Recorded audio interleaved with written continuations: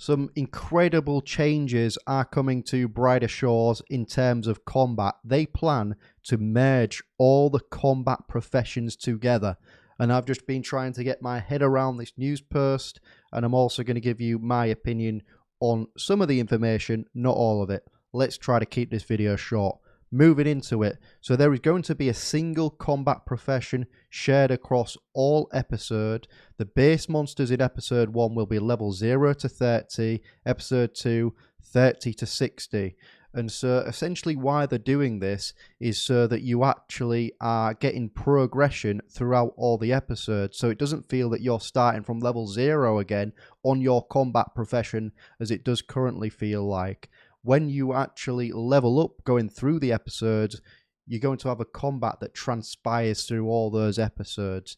Now, in addition to that, there is going to be a skill tree, which I'll talk about in a moment, which kind of fits quite well with having one combat system throughout all the episodes rather than each combat system players seem to have. There was a lot of complaints about how the combat worked in Brighter Shores, and Andrew Gower's basically gone back to the drawing board and been like, look, is something else. And this is just typical of Andrew Gower, isn't it? Because he innovates, the team innovates, shall we say, as well. Not just Andrew Gower, but they basically are innovating into what they think that the player base wants and what they're asking for as well. The players have a concern and then he's making changes. So you're going to be able to feel the progression through the episodes on combat. That is the basic point on that. There is going to be an endgame mechanic with the obelisks that you might already be aware of. You'll be able to level those obelisks up to level 500 to be able to then fight higher level mobs in each episode anyways. Weapon crafting is going to be changed as well, whereby, say if you're level 40 crafting in weapon crafting, you can make up to level 100 cryonite weapons. So it's like in a formula of 40 plus 60. This means that it'll make it easier to craft weapons in the earlier episodes, but make it harder in the later episodes. I would say that they need to make sure that they're adding weapons that are very distinct. I would like a ranged weapon that I can just use range with and not have the 3 ammo capability. There is some stuff to do with level scaling here, but I want to get to the interesting part here of the development, which is we are going to introduce combat upgrade trees. What are you going to be able to do now? So combat at the moment, it allows you to increase the level of the weapon, the level of the armor you can wield, the base max hit, damage, maximum hit points, and monster skins. But in addition to that, what they're going to do is to add a player choice system. So rather than giving you a little bit of each upgrade when you level up, we are going to introduce upgrade trees, which allows you to choose which upgrade you want each time you level up. So if you want to focus on a particular color or damage, or on building a tank or a glass cannon, you can, because each upgrade will only upgrade a single stat. The upgrade will be able to grant a much greater increase in that single stat. So it will make more of a noticeable difference.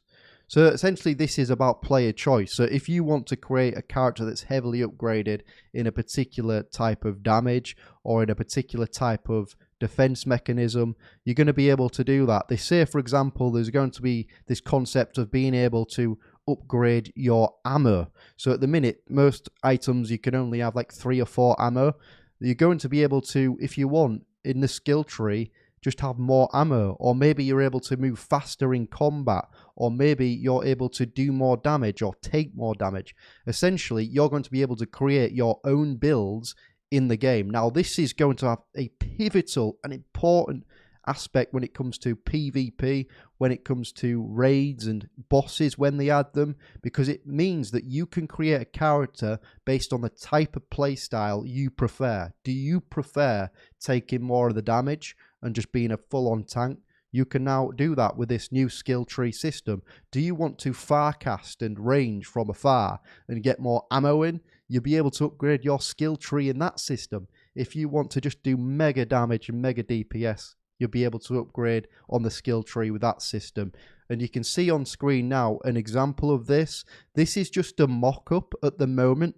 I would say this image, and I'm being honest here, And I think it's a great idea because it allows for player choice, but I do think that they need to make sure that this is easy on the eye and people know exactly what they're looking at and why they're looking at it and what they're doing with it.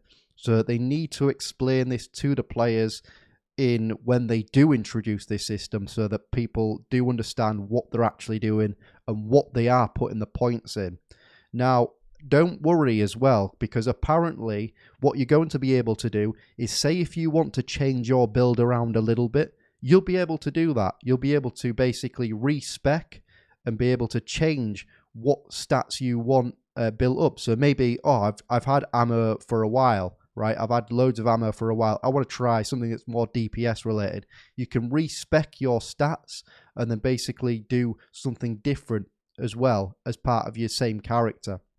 I think this is fantastic, because if you think about it, in PvP, you're going to have people that are running around really fast. You're going to have people that are doing massive DPS.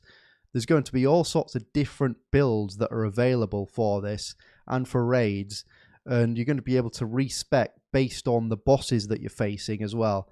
This is a brilliant change. Why? Because it takes away the linear progression of your character and makes it unique to you and what you want to build. And so this is fantastic. The other change of it, adding the episodes where you level up a certain amount of times in each episode and making it one combat, I can see that might maybe divide opinion a little bit, especially if you've already leveled up high. But they've already said that the levels that you've already got in combat are going to be able to be put towards the obelisk to then fight higher level monsters anyway, so you don't lose any of your progress necessarily. Now, they talked about this existing save games conversion.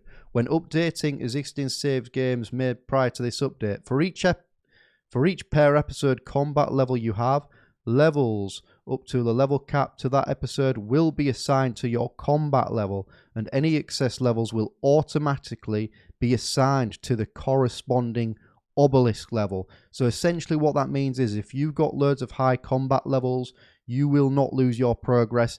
They will just be assigned in a different way, and that is that. What do I think overall? This is a good system. I think it adds for player choice and more autonomy over your character, rather than everybody just doing the same thing at a different level. You can make builds and build your character up in the different ways that you want to. In a way, and not to compare it to RuneScape, but of course you've got things like Pures in RuneScape or range tanks, if you remember that. Essentially, with this new update, you're going to be able to, with the skill points, just be able to create different types of builds. But in addition to that, it's a little bit like leagues in a way, because you get those relics, right? Well, essentially, you can have more ammo, for example, with these skill points. So essentially, you are building your own build with certain relics, if that makes sense. So that's how I would describe it. This is very exciting to see. And essentially, what Andrew's done is said, look, I'm going to go back to the drawing board, because streamers, we've had people from YouTube and other people complain about the combat at the moment in its current state. Let's go back to the drawing board. Let's innovate. Let's listen to the player base. And you're going to have much more of an exciting adventure progressing through the game, which is going to be so fun when bosses come into the game. This is awesome.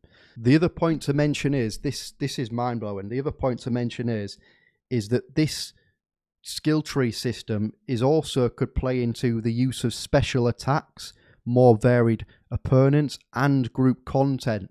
So imagine if you've got a build that's best for a certain type of group content, another build that's best for another type of group content. Maybe you need someone in part of your group with more ammo. You need someone as a DPS, a tank, etc. So you're going to have to put a group together, if there's group content, based on where they put their skill tree attributes in.